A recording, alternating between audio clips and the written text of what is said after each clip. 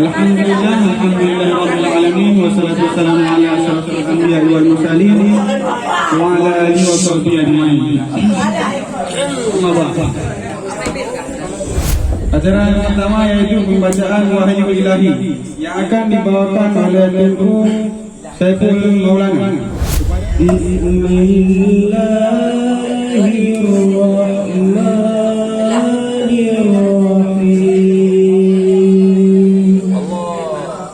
Asy-syamsu wal qamaru bihusban.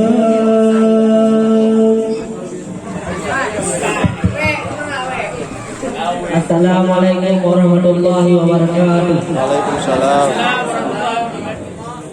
وقال الله تعالى في القرآن الكريم بسم الله الرحمن الرحيم كل نفس ذائقة الموت صدق الله العظيم. Letak santri malam ketika lama jilol sebut santri yang bertahan ke santri malam gelari putra penuh sebut tunggu paleti Godang santri cukup setia Tuhan kari hanun puta putih sampai rabai aspal geraba.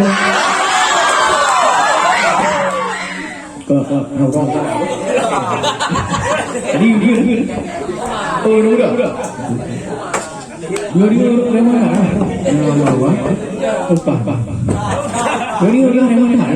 Yang mana rumah? Abang rumah. Langsung ke rumah. Langsung masuk ke. Ke rumah. Kak. Mana? Jadi Umar buat leke surah dia baca ini adalah surah Duha. Surah Duha memberikan itu dua kasih dia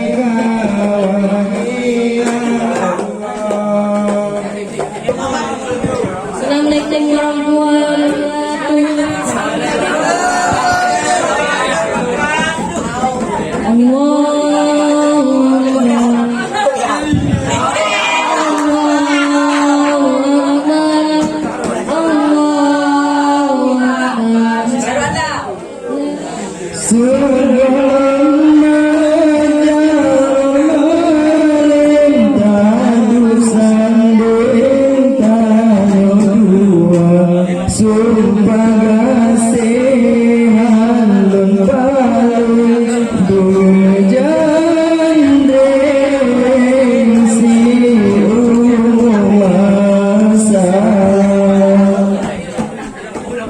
Dalam kitab suci Al-Quran mengisahkan kisah dari para Rasulullah sallallahu alaihi wasallam.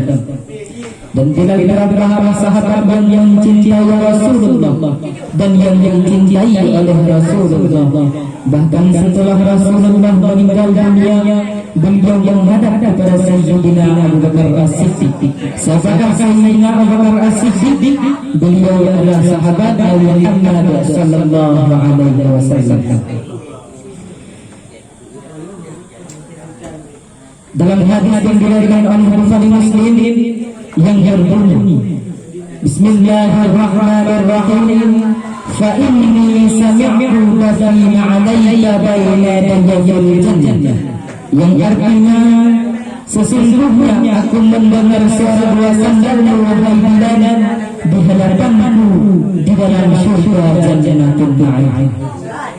Hadirin yang dirahmati Allah, maka syukur alhamdulillah kita pada hari ini masih diberikan kesempatan oleh Allah Subhanahu wa taala untuk kita datang ke tempat yang sangat mulia ini. Guna dan maksud kita datang ke tempat yang berbahagia ini hanyalah untuk menuntut ilmu yang telah diwajibkan oleh Allah dan yang telah diwajibkan oleh Rasulullah sallallahu alaihi wasallam. Hadirin tunggu-tunggu sedang jemaah yang dirahmati oleh Allah. Perlu kita ketahui bahwasanya kita hidup di atas permukaan bumi Allah ini tidak semata-mata untuk mencari rezeki, akan tetapi hidup kita di atas permukaan bumi Allah ini hanyalah untuk mencari ridha Allah Subhanahu wa taala. Ridha Allah tidak terdapat pada tempat maksiat. Ridha Allah tidak terdapat pada tempat yang dimurkai oleh Allah Subhanahu wa taala. Maka di sinilah tempat yang diridai oleh Allah Subhanahu wa taala. Maka bersungguh-sungguhlah di dalam menuntut ilmu Allah, karena dengan adanya ilmu kita hidup di dunia senang, begitu juga bahagia hidup tidak di akhirat nantinya. Hadirin tunggu-tunggu sedang yang dirahmati oleh Allah Subhanahu wa taala. Yang perlu kita sampaikan pada malam yang sangat mulia ini tidak lain, tidak bukan, hanyalah yang pertama, putra yang pertama, masalah bukan.